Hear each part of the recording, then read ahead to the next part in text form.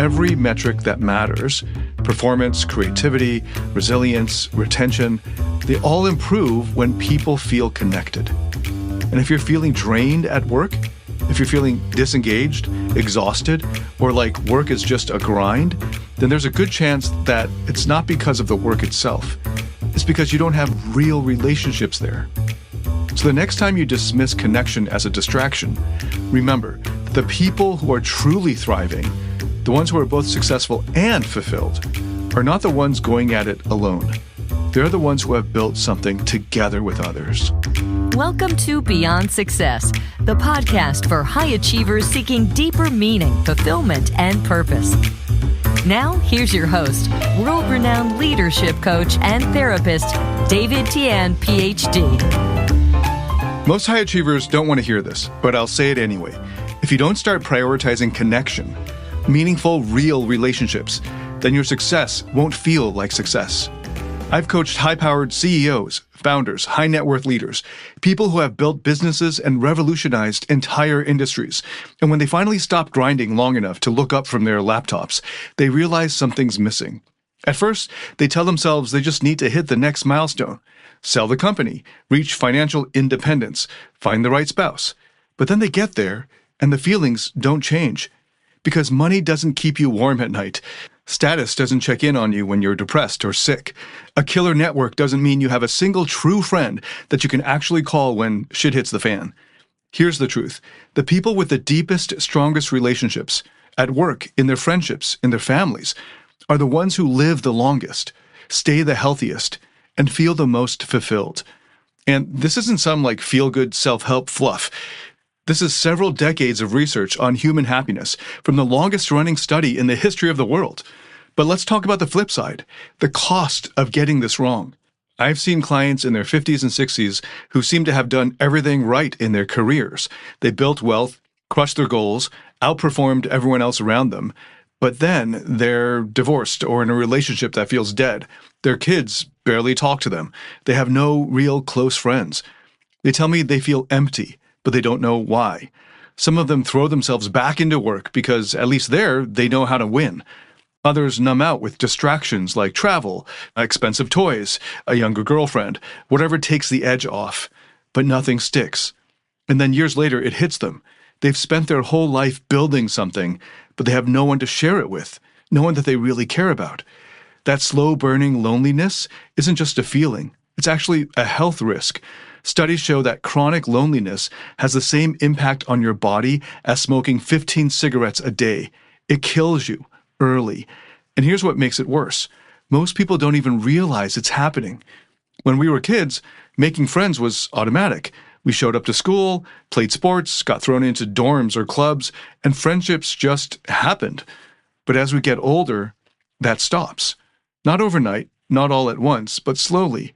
Like a friend moves away, another gets married and gets busy, someone else has kids and gets busy, cancels plans one too many times, and before you know it, your closest friends are just names in your phone that you think you should text, but never do. I'm Tian, and for almost the past 2 decades, I've been helping hundreds of thousands of people from over 87 countries find fulfillment, meaning, and happiness in their personal and professional lives. And in this episode, I've got 3 points, and let's get into the first here, which is that connection is the hidden key to success and longevity. And I don't mean like surface-level networking or surrounding yourself with people who only care about how they can use you for your status. I mean real connection, the kind that actually moves the needle on your happiness, your health, and your professional success. Most achievers don't believe this at first. They've spent years, sometimes decades, grinding towards a goal, sacrificing their sleep, sacrificing their relationships, their personal time, all for what? A bigger paycheck, a title, a certain type of lifestyle. And for a while, this sort of thing works. It keeps them motivated. It gives them a sense of progress. But then something shifts in them. They hit the big milestone, but instead of feeling satisfied, they feel nothing. Or worse, they feel trapped, because now they don't know what else to aim for. I've worked with CEOs, co-founders, top executives who hit this exact wall. They tell me, I should be happy. I have everything I ever wanted. But for some reason, it just doesn't feel like enough. And it's not necessarily because they set the wrong goals. In every case, it also is because they chase those goals alone. The longest-running study in human history is on happiness, over 85 years of research now, and it proves this again and again. The biggest factor in long-term happiness isn't money, it isn't fame or status, it's not achievements, it's the quality of your relationships. Okay, before you roll your eyes and tell yourself, yeah, relationships matter, blah, blah, blah. It's deeper than that. Connection isn't some soft, sentimental extra that you can bolt onto your success later. It directly affects your success, your performance, your resilience, your anti-fragility, your ability to keep growing without burning out in the long term. High performers love to optimize everything. They optimize sleep, diet, productivity hacks. But they ignore the one thing that has the biggest impact on their health and a long life, which is the quality of their relationships. Strong relationships lower stress. They strengthen your immune system. They even increase your lifespan more than athletic activity alone does. People with close, supportive relationships live longer, stay healthier, and recover faster from any setbacks, both personal and professional.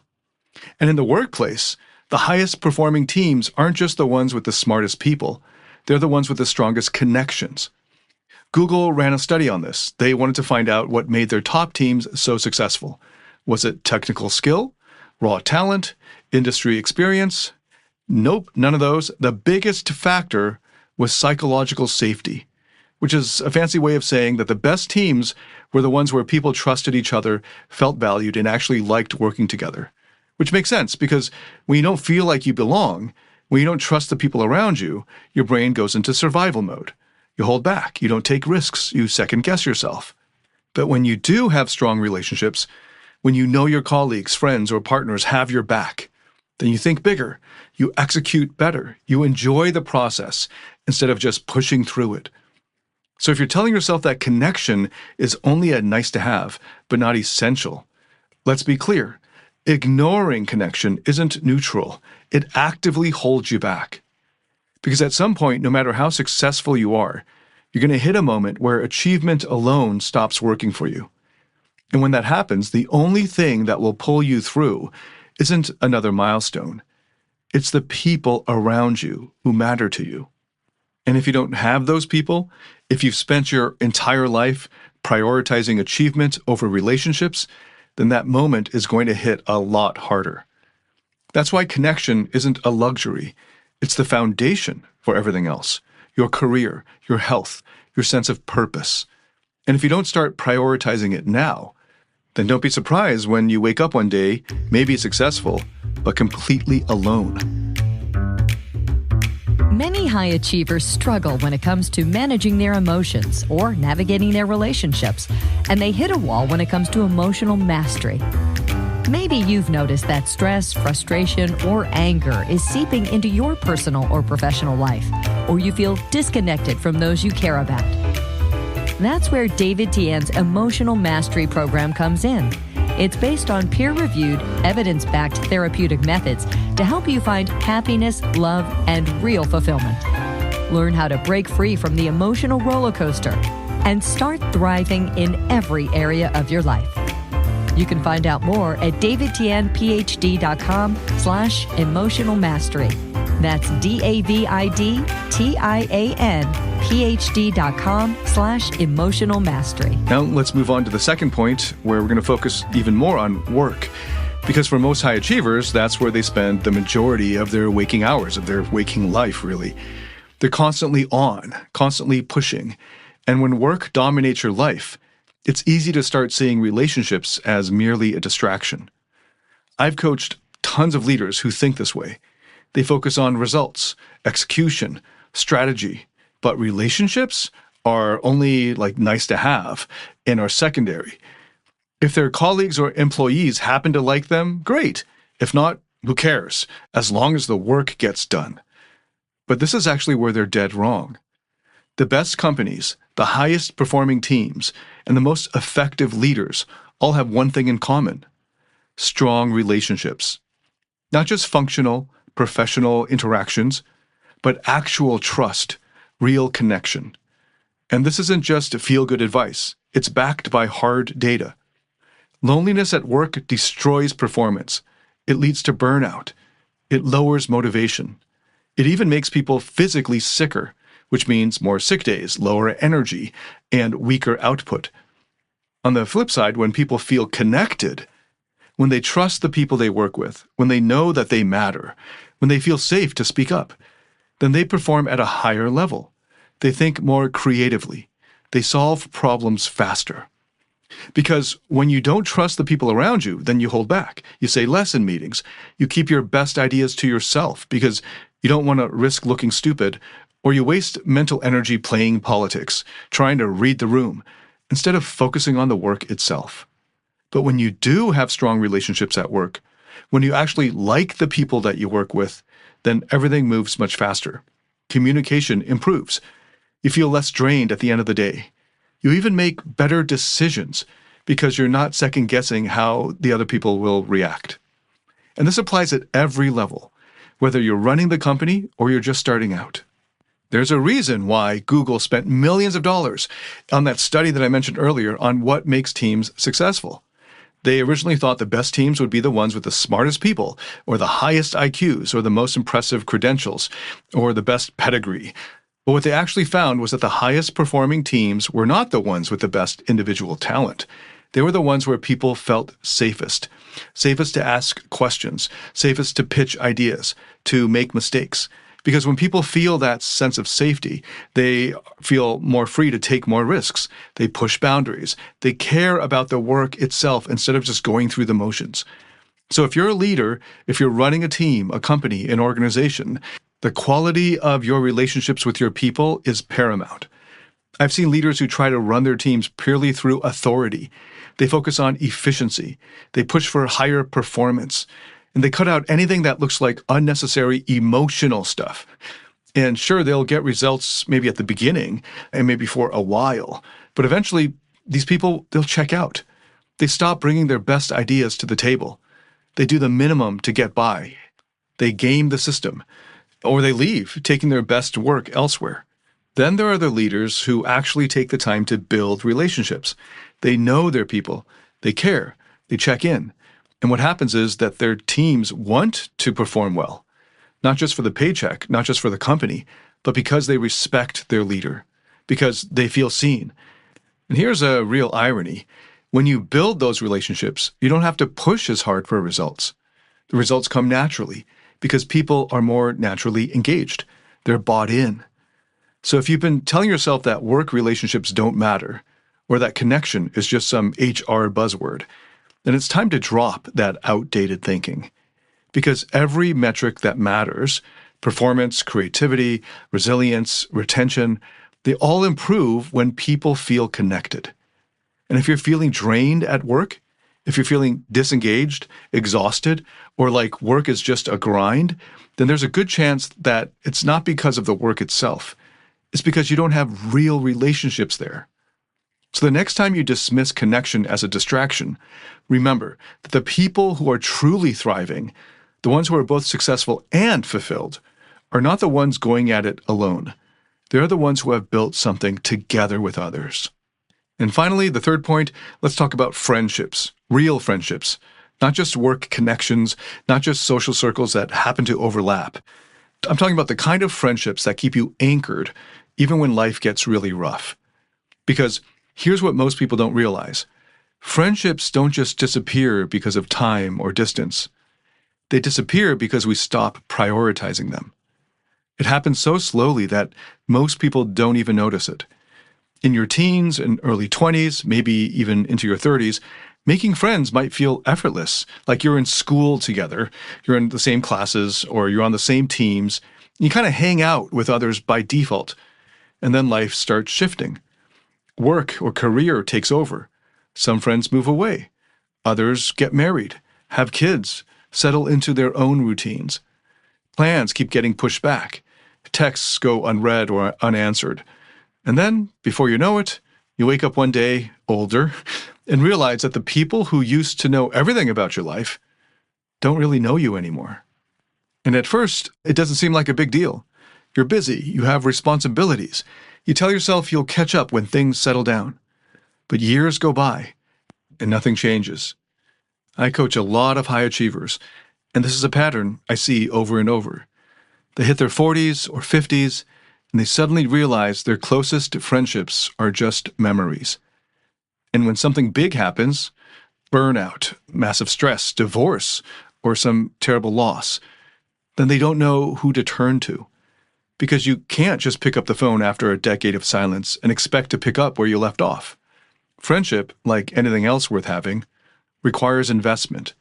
And if you don't put in the effort now, you will feel it later.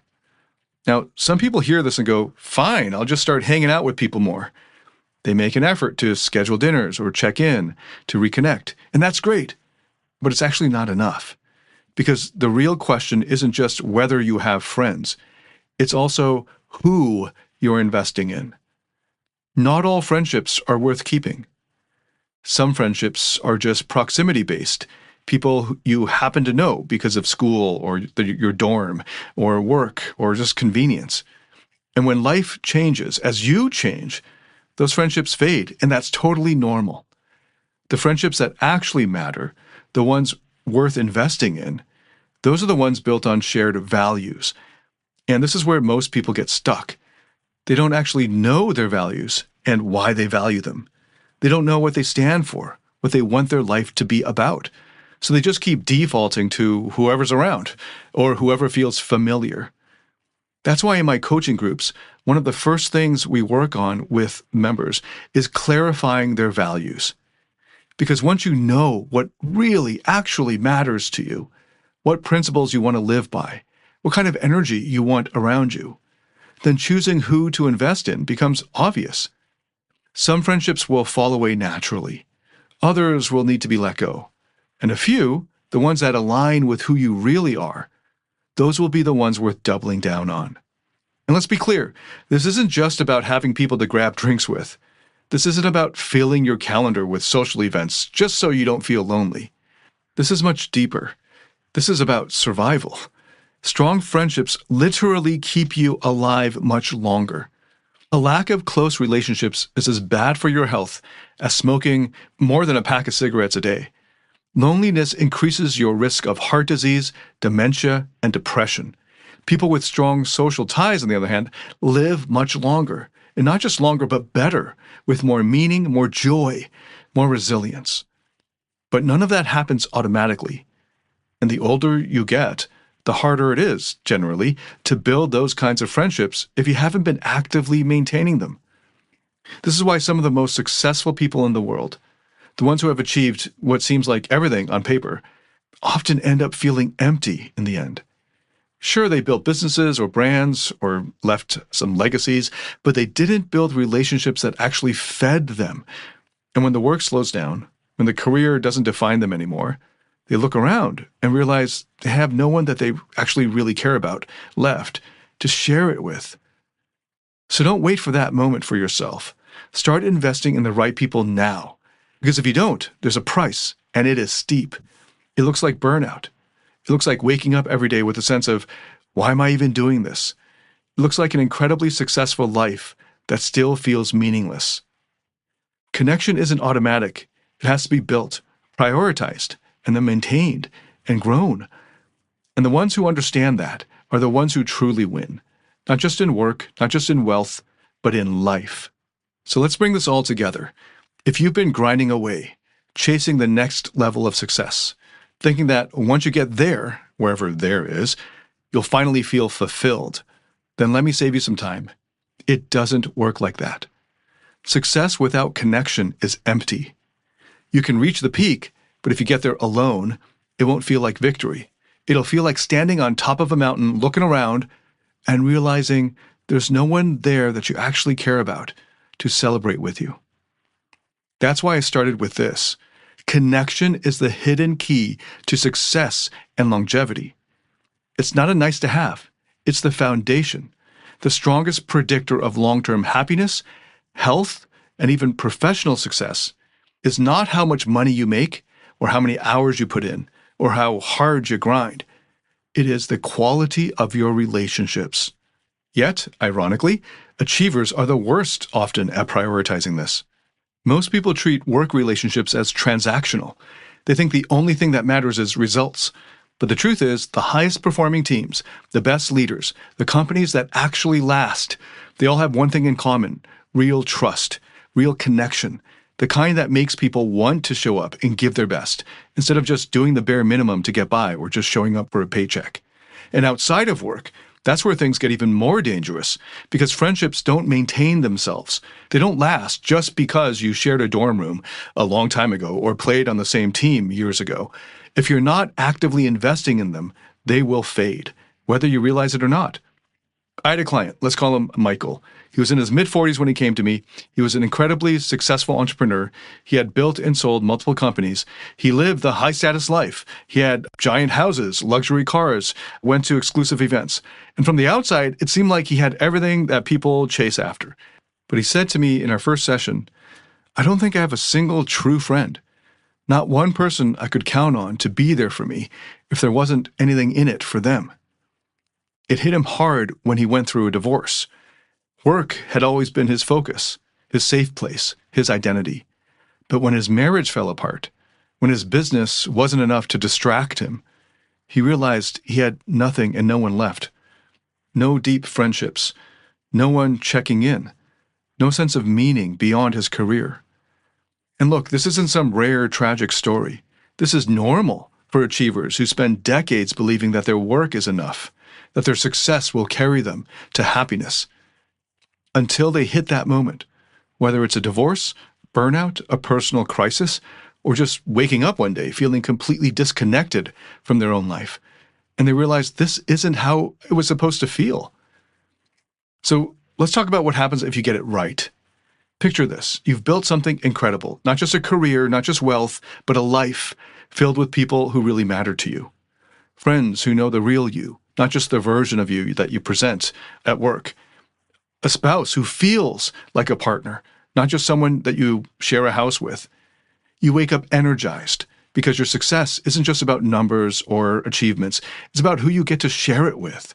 Your work feels better, not because the tasks have changed, but because the relationships around the work are stronger and meaningful. And when shit inevitably goes sideways, because it will, you don't have to handle it alone. You've got people in your corner, not just colleagues, not just business contacts, but real relationships that have depth, that make life feel worth something beyond the next achievement. That's the kind of success that lasts, that doesn't feel hollow, that doesn't leave you sitting in a mansion, staring at your phone, wondering why no one that you care about is calling you.